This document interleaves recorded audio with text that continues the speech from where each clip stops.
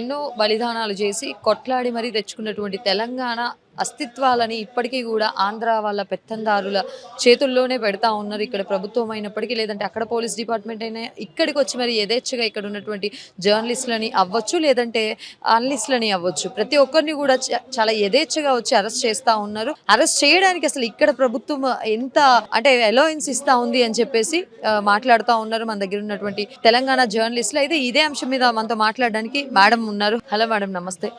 మొత్తం అక్కడి నుంచి ఆంధ్ర పోలీసులు ఇక్కడికి యథేచ్ఛగా వచ్చి మరి తెలంగాణ జర్నలిస్టులను అవ్వచ్చు, ఈ రోజు ప్రొఫెసర్ నాగేశ్వరరావు గారి అంశంలో అవ్వచ్చు, చాలా ఈజీగా వచ్చి అరెస్ట్ చేసేటటువంటి ప్రణాళికలు చేసుకుంటా ఉన్నారు. అసలు దీని మీద మీ ఒపీనియన్ ఏంటి? ఏ విధంగా ఇక్కడ ప్రభుత్వం ఇక్కడ అంటే ట్యాకిల్ చేయలేకపోతుందా, వాళ్ళకి ఇక్కడ అలౌయన్స్ ఇస్తుందంటారా? మీరు అంటే వాస్తవంగా ఎక్కడి నుంచి పోలీసులు వచ్చినా ఆ ఏరియాకి ఇన్ఫర్మేషన్ ఇస్తారు.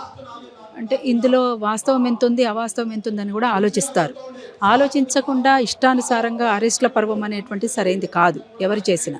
అది తప్పనిసరిగా ఇక్కడ పోలీస్ అధికారులకు తెలవాలి, దానికి సంబంధించినటువంటి చర్యలు కూడా తీసుకోవాలి అనేటువంటిది నా అభిప్రాయము. అంతేకాకుండా ప్రొఫెసర్ నాగేశ్వర్ సార్ని అరెస్ట్ చేయడానికి ఆంధ్ర నుంచి పోలీసులు పంపించడమే తప్పు ఒక రకంగా.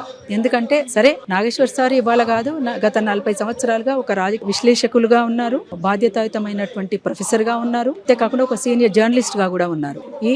ఇన్ని రకాలుగా ప్రతి అంశం పైన తను ఒక బాధ్యతగా వ్యవహరించే తీరుగా, అంతేకాకుండా ఆలోచింప చేసే విధంగా తన విశ్లేషణ ఉంటుంది.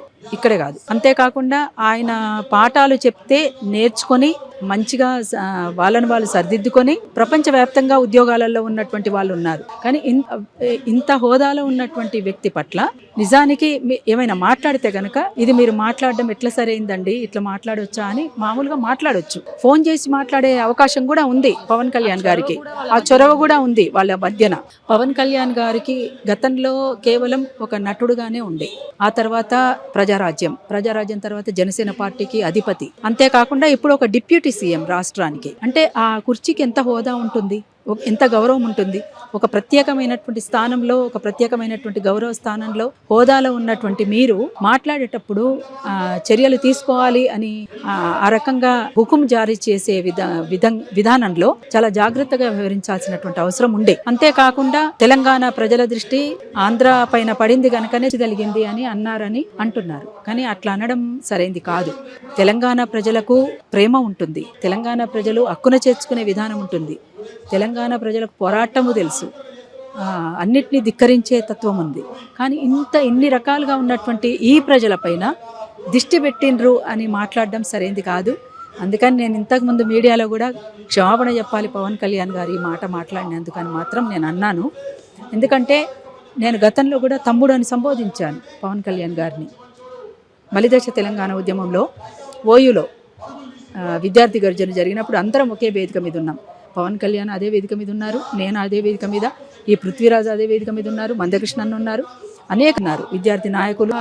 అట్లాంటి వేదిక మీద నేను తమ్ముడని సంబోధించాను. ఇప్పుడు కూడా తమ్ముడని సంబోధిస్తున్నాను. తమ్ముడు, మీరు ఒక గౌరవప్రదమైన హోదాలో ఉన్నారు, ఆ హోదాకు తగ్గట్టుగా మీరు మాట్లాడాలి అనేటువంటిది నేను కోరుకుంటున్నాను. ఒక గౌరవప్రదమైనటువంటి హోదాలో ఉన్నటువంటి ఇంకొక వ్యక్తి ప్రొఫెసర్ నాగేశ్వర్ సార్ పైన ఇట్లాంటి చర్యలు తీసుకోవడం, ఈ రకమైనటువంటి ఆశ మీ కార్యకర్త మాట్లాడడం, మీ కార్యకర్తలు పోస్టులు పెట్టడం, అంతేకాకుండా అఫీషియల్ పేజ్లో ఆయనకు ఒక కండువ, వైఎస్ఆర్సీపీ కండువ ప్రచారం చేయడం అనేది సరైంది కాదు. అది ఒక క్యారెక్టర్ అసాసినేషన్. ఇది విధంగా చూస్తే కనుక పేటీఎం బ్యాచ్ అని చెప్పేసి కూడా నాగేశ్వరరావు గారిని మాట్లాడడం జరిగింది. అసలు ఏంటి ఇలా మాట్లాడడం అనేటువంటి చాలా తప్పు. అంటే ఎవరు కూడా ఇంకా ప్రొఫెసర్లు కానీ ఇంకా ఎవరైనా ప్రశ్నించొద్దు, మాట్లాడొద్దు అని అనుకుంటున్నారా? వాళ్ళే మాకపోతే మనలాంటి వాళ్ళం ఎవరం కూడా ఉండం. ఎందుకంటే మీకు కూడా ఒకటాలు చెప్పినటువంటి గురువులు ఉంటారు కదా, మీకు కూడా ఆ గురువుల బాధ్యతకే నిజంగా అది అపహాస్యం చేసే ఉంది.